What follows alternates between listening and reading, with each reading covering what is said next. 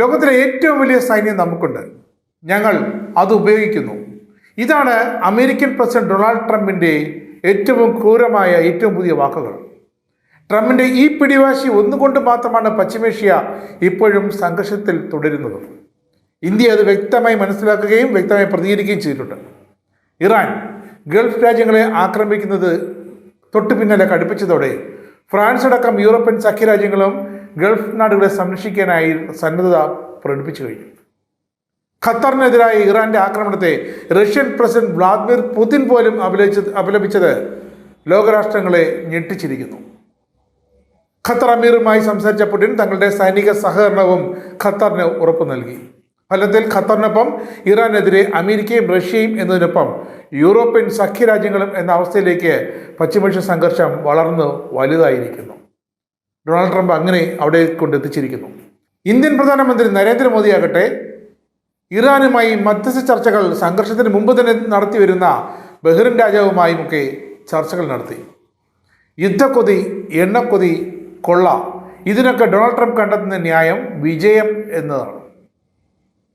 ഇറാനെതിരെ യുദ്ധത്തിൽ കഠിനമായത് വരാനിരിക്കുന്നേ ഉള്ളൂവെന്നാണ് ഡൊണാൾഡ് ട്രംപിൻ്റെ ഏറ്റവും പുതിയ മുന്നറിയിപ്പ്. ഞങ്ങൾ അവരെ തകർക്കുകയാണ്, സൈന്യം മികച്ച രീതിയിലാണ് മുന്നേറുന്നു, ഇതാണ് ട്രംപ് പറഞ്ഞത്. ഇറാനിൽ ഭരണമാറ്റമാണ് US ആഗ്രഹിക്കുന്നതെന്നും ഞങ്ങൾ അവരെ ശക്തമായി ആക്രമിച്ച് തുടങ്ങിയിട്ടില്ല, വലിയ ആക്രമണ തരംഗം ഉടൻ വരുന്നുണ്ടെന്നും ട്രംപ് പറയുന്നു. അപ്പോൾ യുദ്ധം ഈ ഇടക്കാലത്തൊന്നും അവസാനിക്കുന്നില്ല എന്ന സൂചനയാണ് ട്രംപ് നൽകുന്നത്. അപ്പോൾ പശ്ചിമേഷ്യ മാത്രമല്ല ആശങ്കയിലാവുന്നത്. സംഘർഷം 4ാം ദിനത്തിലേക്ക് കടന്നതോടെ ഹോർമുസ് കടലിടുക്ക് ഇറാൻ അടച്ചുപൂട്ടി. ലോകത്തെ എണ്ണക്കപ്പലുകൾ കടന്നു പോകുന്ന പ്രധാന പാതയായ ഹോർമുസ് കടലിടുക്കിലൂടെ ഗതാഗതം ഏതാണ്ട് നിശ്ചലമായ അവസ്ഥയാണ്. വിലക്ക് ലംഘിച്ച് കടലിടുക്കിലൂടെ കടന്നു വന്ന കപ്പലുകളെ ആക്രമിക്കുമെന്നാണ് ഇറാന്റെ മുന്നറിയിപ്പ്. കഴിഞ്ഞ ദിവസം ഇറാൻ അത് പ്രാവർത്തികമാക്കുകയും ചെയ്തു. ഹോർമുസ് കടലിടുക്ക് ഏതാനും ദിവസം അടച്ചിട്ടാൽ പോലും ഗ്യാസ് എണ്ണക്കടത്തിനെയും ബാധിക്കും. ലോകത്തെ എണ്ണയുടെയും വാതകത്തിൻ്റെയും ഏകദേശം 20% കടന്നു പോകുന്ന കടലിടുക്കാണ് ഈ ഹോർമുസ്. ഇവിടെ 3 കപ്പലുകൾക്ക് നേരെ ആക്രമണം ഉണ്ടായി തുടർന്ന് ആഗോള വിപണിയിൽ എണ്ണ വില ഉയർന്നു എന്നത് മറ്റൊരു ഞെട്ടിക്കുന്ന വാർത്തയാണ്. ഇന്ത്യ ഈ പ്രതിസന്ധി ഒഴിവാക്കാൻ റഷ്യൻ എണ്ണ വാങ്ങുന്നത് വീണ്ടും വർദ്ധിപ്പിക്കാനുള്ള ആലോചന ആരംഭിക്കുകയും ചെയ്തു. ആക്രമണം തുടരുന്നതോടെ ഖത്തർ എനർജി നാച്ചുറൽ ഗ്യാസ് ഉൽപ്പാദനം നിർത്തി. ഇറാൻ ആക്രമണമുണ്ടായ അരാംകോയുടെ പല പ്ലാന്റുകളും പ്രവർത്തനം നിർത്തിവെച്ചിട്ടുണ്ട്.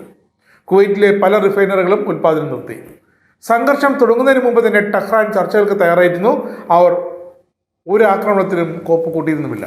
എന്നിട്ടും അമേരിക്കയും ഇസ്രയേലും ചേർന്ന് ഇറാനെ ആക്രമിച്ചതാണ് ഒരു തുടക്കം. അവിടെ ആഭ്യന്തര പ്രതിഷേധങ്ങൾ മാത്രമായിരുന്നു അരങ്ങേറിയിരുന്നത്.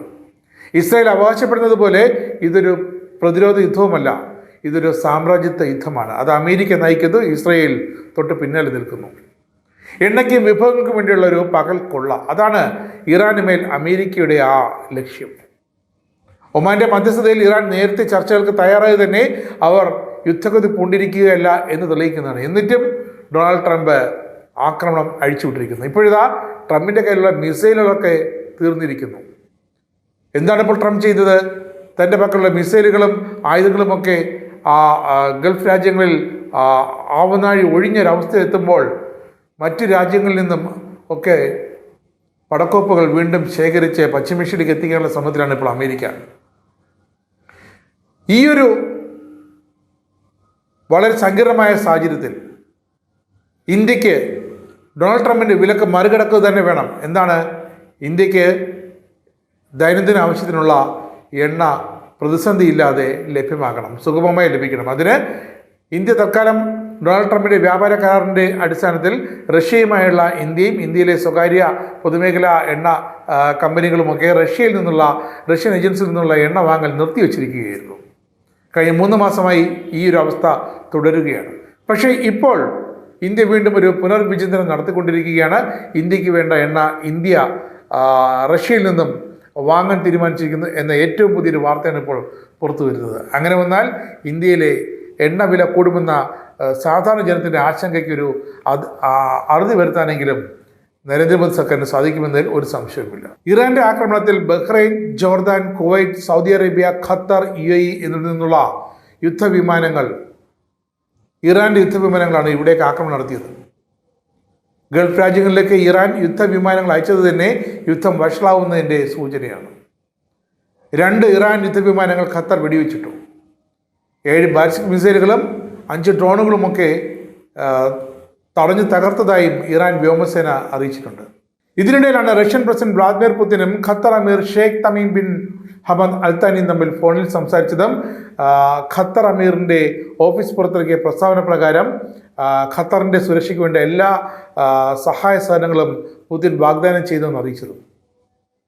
കഴിഞ്ഞ ദിവസം ബഹ്റിൻ അമീറുമായി പ്രധാനമന്ത്രി നരേന്ദ്രമോദി ചർച്ച തൊട്ട് പിന്നാലെയാണ് ഈ പുതിനും ഖത്തർ അമീറും തമ്മിലുള്ള ചർച്ച നടന്നിരിക്കുന്നത്. ഇതിനിടെയാണ് ഗൾഫ് രാജ്യങ്ങൾക്ക് സുരക്ഷാ ഉറപ്പുകൾ നൽകി യൂറോപ്യൻ രാജ്യങ്ങളും രംഗത്തെത്തിയിരിക്കുന്നത്. ഇത് ഇറാനെതിരായ പ്രയോഗ മുന്നണിയിൽ കൂടുതൽ യൂറോപ്യൻ സഖ്യരാജ്യങ്ങൾ എത്തുന്നു എന്നതിൻ്റെ മറ്റൊരു ഗുരുതരമായ സൂചനയാണ്. വെറുതെ ഇരുന്ന തങ്ങളെ ഒരു യുദ്ധത്തിലേക്ക് ഇറാൻ വലിച്ചിഴയ്ക്കുന്നു എന്നാണ് ഫ്രാൻസ് പ്രതികരിച്ചത്. ഇറാന്റെ ആക്രമണത്തിൽ നിന്നും ഗൾഫ് രാജ്യങ്ങളെയും ജോർദാനെയും സംരക്ഷിക്കാൻ തയ്യാറാണെന്ന് ഫ്രാൻസ് ഔദ്യോഗികമായി അറിയിച്ചു കഴിഞ്ഞു. ഇറാൻ റവല്യൂഷണറി ഗാർഡിന്റെ മിസൈലുകളും ഡ്രോണുകളും മനഃപൂർവ്വം ലക്ഷ്യം വെച്ചത് ഗൾഫ് രാജ്യങ്ങളെയാണ്. സഖ്യരാജ്യങ്ങൾ അവർ തിരഞ്ഞെടുക്കാത്ത യുദ്ധത്തിലേക്ക് വലിച്ചിഴക്കപ്പെട്ടിരിക്കുന്നു എന്നാണ് ഫ്രഞ്ച് വിദേശകാര്യമന്ത്രി ജീൻ നോയൽ ബാരറ്റ് ഫ്രാൻസിന്റെ പിന്തുണ അറിയിച്ചുകൊണ്ട് വ്യക്തമാക്കിയത്. ഇതെന്തായാലും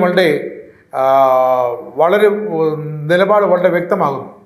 ഇന്ത്യയിലേക്കുള്ള എണ്ണ നീക്കം തടയുക എന്ന ആ ഒരു നീക്കത്തിലൂടെ ഇന്ത്യയെ തങ്ങളുടെ വശംവദരാക്കുക, റഷ്യ ചൈന അച്ചുതണ്ടിൽ നിന്നും ഇന്ത്യയെ വേർപെടുത്തുക എന്ന ലക്ഷ്യമായിരുന്നു ഡൊണാൾഡ് ട്രംപിന്. അതുകൂടി ഈ പശ്ചിമേഷ്യൻ ആക്രമണത്തിൽ ട്രംപിൻ്റെ മനസ്സിലുണ്ട്. എന്തായാലും ഇന്ത്യ തങ്ങളുടെ നിലപാട് വളരെ കൃത്യമായി പറഞ്ഞിട്ടുണ്ട്. ഈ ഗൾഫ് രാജ്യങ്ങൾക്കൊപ്പം തന്നെയാണ് ഇന്ത്യ, അതിൽ യാതൊരു സംശയമില്ല. അതിനർത്ഥം ഇന്ത്യ അമേരിക്കയ്ക്കോ ഇസ്രായേലിനോ ഒപ്പമെന്നല്ല. അമേരിക്കയും ഇസ്രായേൽ നടത്തുന്ന ആക്രമണങ്ങളെ ഇന്ത്യ അപലപിക്കുകയും ചെയ്തിട്ടുണ്ട്.